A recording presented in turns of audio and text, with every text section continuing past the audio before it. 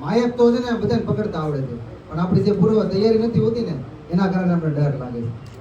અને યોગેશભાઈનો અને યોગેશનો મેં ક્લાસ જોઈન કર્યો. પહેલાં તો તમને બધાને ખબર છે કે અત્યારે તમે બધા રોડે નીકળતા હોય તો બધા ગાડીની ઘોડી ચડે બધા બેઠા હોય.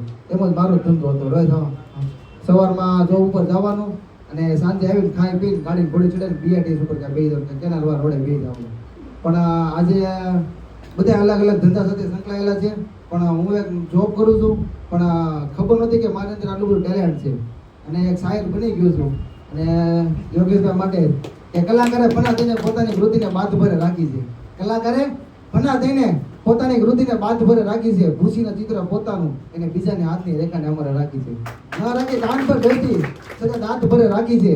જેવી જિંદગી આપી ખુદા અમે એને શંકા વગર રાખી છે. અને જ્યારે આગળ કહેવું હોય ત્યારે કે વાતની શરૂઆત કરવી પડે, ફક્ત વિચારીએ કશું ન થાય એની રજૂઆત કરવી પડે. વાતની શરૂઆત કરવી પડે, ફક્ત વિચારીએ કશું ન થાય એની રજૂઆત કરવી પડે. અને સરળતાથી સફળતા મળી જાય ને એ વાત ખોટી જાય. પડકારો સાથે પણ એની મુલાકાત કરવી પડે. એટલે ખૂબ ખૂબ આભાર. ખબર નથી કે આવી બધી વાત થઈ જાય. અને ઘણા બધા પ્રોગ્રામ પણ કર્યા છે મેં. યોગેશભાઈ હસ્તક પણ ઘણા બધા પ્રોગ્રામ કર્યા છે.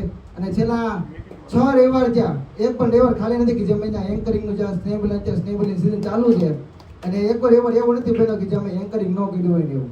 ખૂબ ખૂબ આભાર યોગેશભાઈ.